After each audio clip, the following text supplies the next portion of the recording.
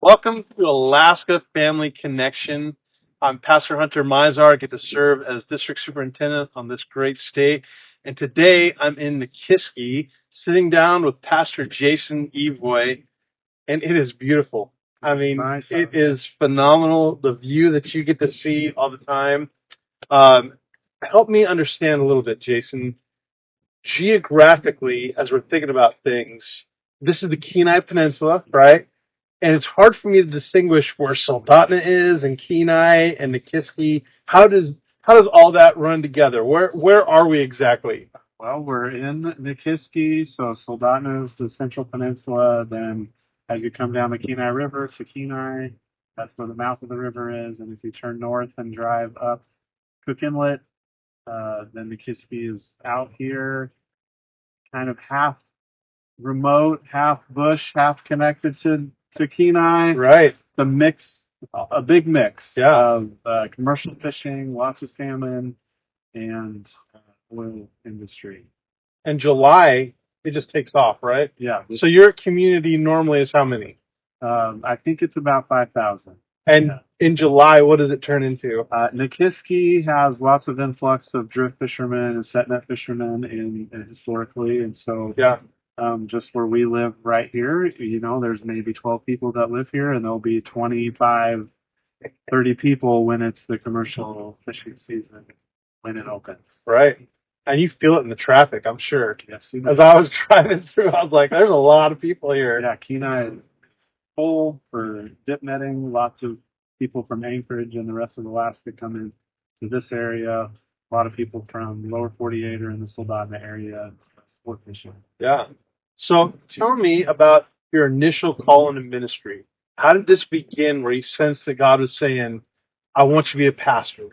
Right. Well, I grew up in a great church in Central California, in Bakersfield. Okay. All Knolls Church, and So you grew up Nazarene? I grew up Nazarene. Okay. Yeah, I lived in Alaska 3 months old till I was 2, then to Michigan for 2 years, and then to Central California, Bakersfield, and lived there, grew up there in that same church, Nazarene Church, all the way till I went to Point Loma. Okay. And in probably the earliest time of that feeling of a call to ministry would have been maybe 6th grade, and missionary speakers come from South America, and they came, and I remember praying in the fireside room off to the side with them, and feeling like at that point that God was calling me to be a medical missionary or something similar to that. Yeah. I don't really know how that was a thing, and then as life went on and I moved into the youth ministry,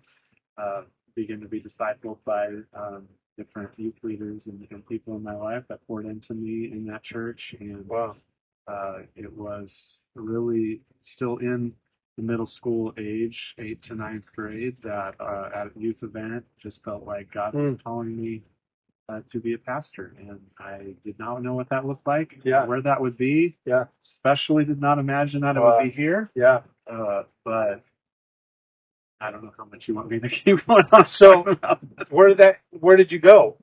Tell me some of the places you've been in ministry. Right. So I went to Point Loma and started that path into ministry. I served as a intern for the San Diego Coalition for the Homeless. I was a part of Mid-City Church of the Nazarene, which had 5 or 6 different language congregations as a part of it. I've been to that church. Yeah. So we were going on a mission trip down in Mexico, and we asked if we could stay there. I had no idea, and it's like downtown in this very sketchy area. Yes. And and the people told us, don't leave after 7:00, and don't look around at the things that are happening on the streets. I mean, that's a tough area. Yeah. So we just were really, participating in the church there, and as a part of ministry preparation, was an intern there. Yeah. And then graduated and went to had some connections with some pastors that had taken me to Bishop, California, where I worked up in the mountains at a fishing resort for preparing me, I guess, for Alaska. Yes, so. And then went to Kingsburg, California as youth pastor for a short period of time, then headed to Prescott, Arizona, continuing that process of education and serving in ministry as youth pastor. Was ordained in the Arizona district, and then Was there something during that time that you thought, maybe I'll be a youth guy for life? Or was there always the eye on, like, I'm going to be a senior no, pastor? I think that most youth pastors think that they're going to be youth pastors forever until Right. Jesus comes back. Right. But I got old. So I think really for me, There comes a point where it's not fun to sleep on no, cement floors anymore and to do all-nighters. And no. Yeah. I got called by my home church to come back and be youth pastor there, and was What a privilege. yeah, That's pretty cool to come back. yeah, it was. It was fun to go back and be there for the 5 years. But we started doing some mission trips to Haiti and really partnering with different areas there. That I was extremely passionate about, taking youth and families and parents to serve alongside each other and be in that place, trying to disciple students and youth. But it was in a much larger church, and it was lots and lots of nights away from family. Yeah. And just over the years, it felt like God was leading me in a different direction. And so our senior pastor was elected district superintendent. Okay. And felt like that was really the time. That was a natural time to put information out.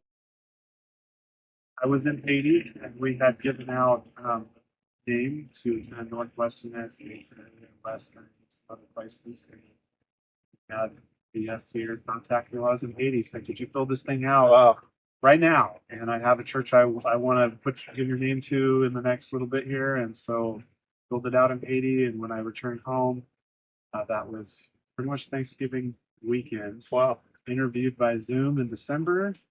Flew here the first week of January when it's dark and cold and negative 15 or something like that, and met all the people here. Did you know anything about Nikiski at that point? I did not know anything about Nikiski. Okay. Really. Yeah. But after that weekend, I spent every minute trying to get to know people and asking questions about the community, what the strengths are, some of the challenges that they are having, and just really tried to immerse myself in understanding Alaska life in 3 days, which I really realize it's taken me 14 years to be able to understand fully more about Alaska. But now, was it hard to follow Pastor Paul? I mean, you've got to follow a guy who goes on to be a DS, who was still in the area. Was that hard to follow up with that? The district office at the time was in our church, upstairs in Nikiski. Yeah. And he and his family, I think his family were still in the youth ministry, kids. Wow. And so, spent time with their family, and he was here being a part of our church the whole time. When he was traveling, Sunday school, and it was, and then they ended up building a house further out into Soldotna, and so when they moved out there, they to Soldotna Church. Yeah. And so I think we got along in those early days. So I was the district secretary. Okay. And so we ended up working together a lot. Years. Yeah. So what makes Nikiski's community unique? I mean, obviously the fishing, but is there other things that make this specific area unique than from other places? I think that it's on the road in Alaska, and so you don't have to fly in. It's not. You can only get here by boat. But it is off the main highways, arteries of people traveling from Anchorage to Homer or into Kenai to fish. And so it is still a very rural and remote area that has a very significant amount of oil industry surrounded by Kenai National Wildlife Refuge. And, across the water are multiple national parks in very remote areas. And so it's beautiful. And it also has a lot of people that don't want to be in cities, and so you can have people that are all across very wide range of demographic. And so you have people that truly can be in mansions, and then Wow. because there's no building codes really here in Nikiski, then right next door you can truly have people living in a plywood dry cabin, no running water, no Wow. heat, other than wood, and Hmm. and living alongside each other, but also genuinely caring Yeah. about one another. Hmm. So that to me is a very unique place to be. Yeah. People will go way out of their way to support one another, help one another, and speak into people's lives. And so, um, fishing though is it kind of a lot comes back to fishing Sure. around here, and Well, you have a building named after it, even. we do. Our youth ministry is called the Fish Factory, Right? And it's been around a long time, right? 1974, Okay. still standing. Was that the original church? There was a church that was in Kenai on the Bluff, Okay. and then some of those people moved out to a house that is it was kind of a homestead house across the street from where the church is now on the highway. Yeah. Back when it was dirt road, nothing else out here than homesteads, and then a gentleman had been building a house for himself with an indoor pool. And so that building had kind of this big area that had been not walled in, and that they were able to then turn into the sanctuary. Wow. And then add on these other parts to it, and rooms and kitchen, Yeah. and a welcoming area. And that when they did that in 1974, then they built the main building in 1984, and then that has pretty much been the youth building ever since. Wow. Yeah.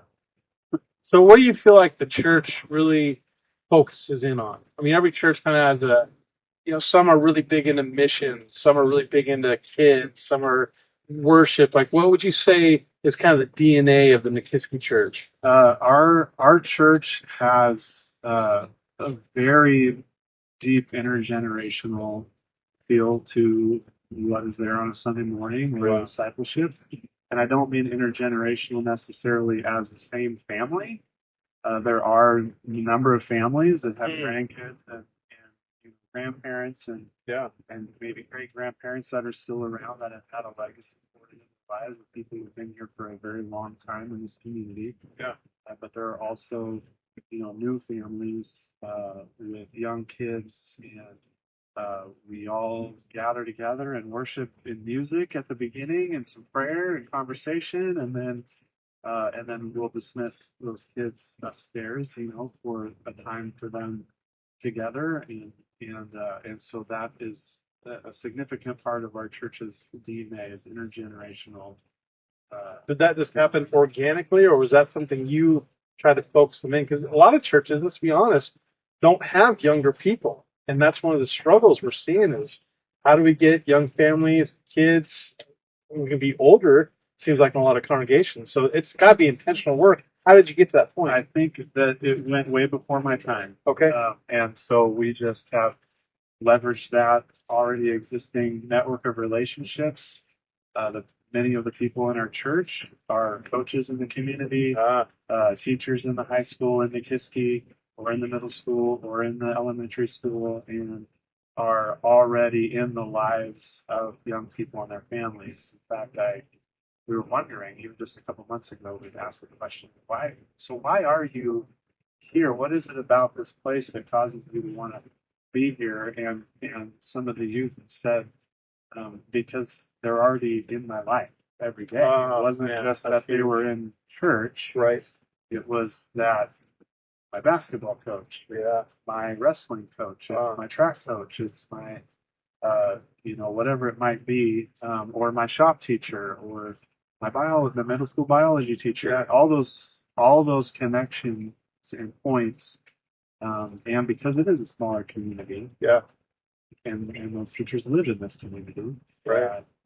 There's been really strong investment of their lives in the lives of other people over decades. Sure. That really has just reached that People are looking for an answer to something they're Yeah. struggling with. They'll reach out, not even to me. They'll reach out to people who've already been in their lives, and then to find out that, oh, you're in the Nazarene Church, and oh, this is, oh, I didn't know you were Right. here, and so that's been a really, really great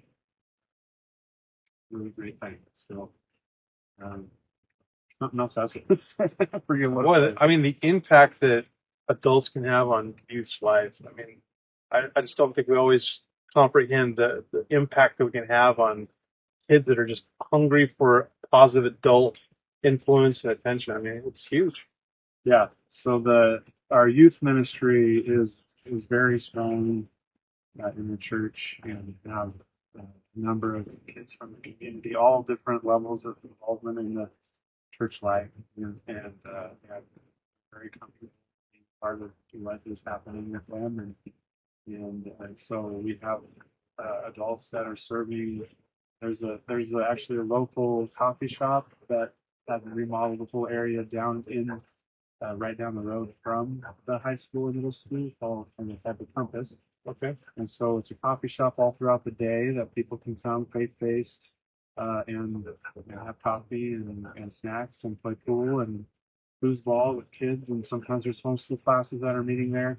But then every day at 2:30 they close it down and turn it into youth center. So I'll have adults out there. It's a multiple churches that are community all support that, and so then even oftentimes we'll have adults that will come pick up their kids on a Wednesday night, and there will be a line of kids truly like, do you have room for me to go to youth group or to church for dinner? Cool. And so sometimes then Jill's going to pick people up, and parents are bringing kids and taking them home. Yeah, that's been a great resource for kids to feel like they can connect in a little bit easier into discipleship, finding out what it means to be a follower of Jesus. Yeah. I would say one of the strong points of Nikiski Church of the Nazarene is that the idea of a journey of grace. And I just mean that because it's a program in our denomination. Right. There are people who have lived here for a very long time with winding journeys of faith, and there seems to be a place at Nikiski Nazarene that is unique, that people feel comfortable coming and asking questions, and wherever they are along that journey. I know, like Organic Outreach talked a lot about people viewing people's lives as kind of this negative tint. I'm completely anti-God, hostile to positive 10. I'm on fire for, I'm very intimate and connected with wherever the Holy Spirit's leading me. And we have really, really tried to meet people where they are in that. Yeah. And really understand what they're working through and wrestling with. Maybe there's a lot of trauma here. Yeah. A lot of history of abuse and high percentages of that. And so finding ways to have long conversations that can be returned to in safe places to help people move along that to then truly have a relationship with Jesus and follow Jesus rather than believe something in maybe their mind on a sheet of paper. Which that takes a lot of work.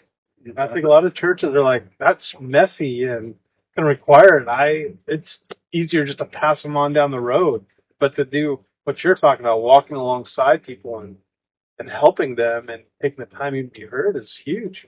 When people watch this and they think about Nikiski Nazarene, are there ways that they could pray for the congregation and things that you would say, when you think about Nikiski, pray for us in this way? Yeah.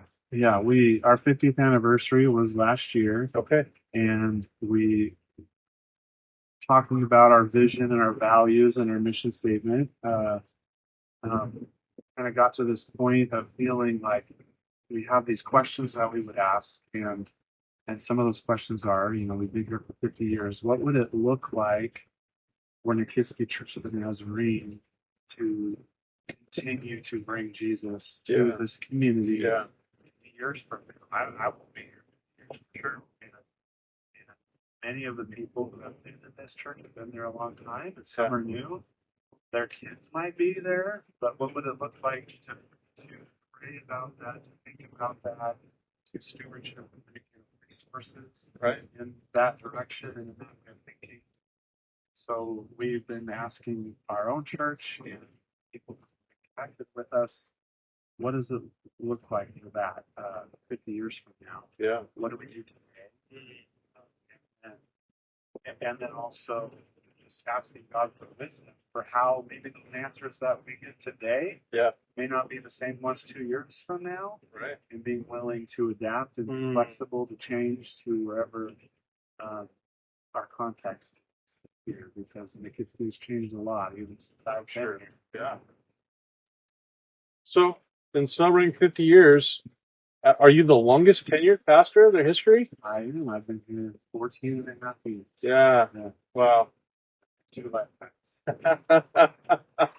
Well, I mean, it really does seem like this has been a good fit. And, I think there's great things happening in Nikiski and great things happening under your leadership. So thanks for what you're doing for the district.